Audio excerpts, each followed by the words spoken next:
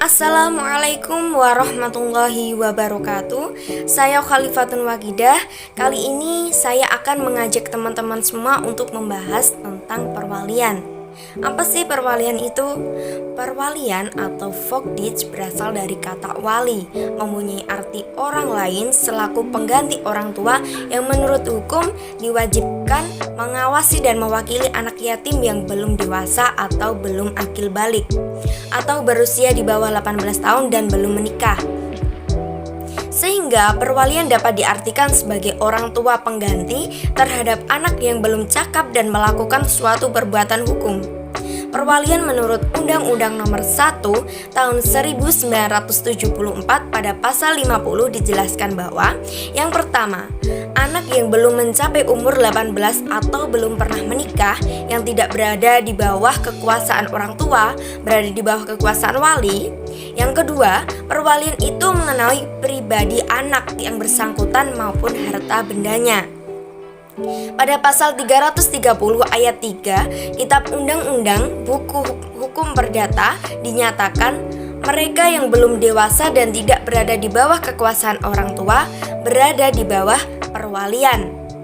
Pada umumnya setiap perwalian hanya ada seorang wali saja, kecuali apabila seorang wali ibu kawin lagi dalam hal mana suaminya menjadi wadfuks, maka menurut undang-undang orang tua yang lainnya dengan sendirinya menjadi wali bagi anak-anaknya.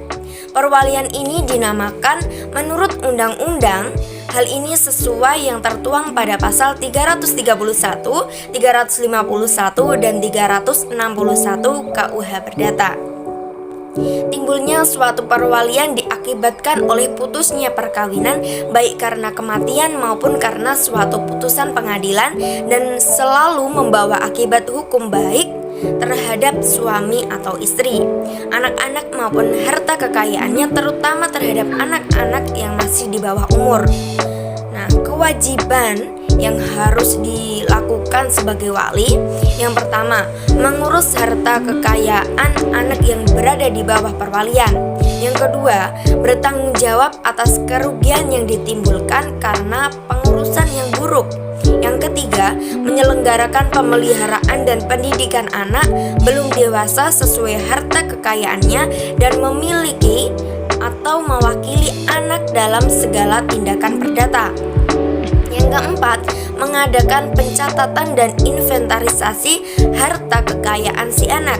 Yang kelima, mengadakan pertanggungjawaban pada akhir tugas sebagai wali. Sebagaimana diketahui bahwa anak-anak yang masih di bawah umur, mereka belum cakap bertindak dalam menjalankan perbuatan hukum. Dalam hal ini demikian, mereka ini rentan sekali untuk dimanfaatkan oleh walinya akan hal-hal mereka.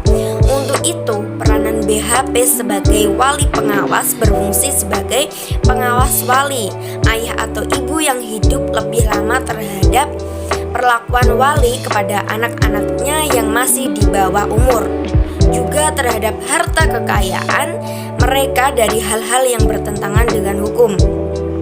Perwalian anak di bawah umur terjadi karena yang pertama, salah satu atau kedua orang tuanya telah meninggal dunia, yang kedua orang tua bercerai, dan yang ketiga pencabutan dari kekuasaan orang tua. Maka dengan tampilnya balai harta peninggalan sebagai wali pengawas akan memberikan pertimbangan hukum bagi anak-anak yang masih di bawah umur tersebut, baik hak maupun kewajibannya. Dalam artian, balai harta peninggalan memikul tugas selaku wali sementara dan wali pengawas. Pasal 1 Instruksi BHP dan pasal 366 KUHP Perdata. Yang menjadi dasar hukum perwalian adalah yang pertama, Kitab Undang-Undang Hukum Perdata. Yang kedua, Instruksi BHP Indonesia Lembaran Negara 1872 nomor 166 pasal 47 pasal 60. Yang ketiga, peraturan mengenai majelis budel. Yang keempat, Undang-Undang Nomor 1 Tahun 1974 tentang perkawinan. Terima kasih, semoga bermanfaat untuk saya dan bermanfaat untuk teman-teman semuanya. Wassalamualaikum warahmatullahi wabarakatuh.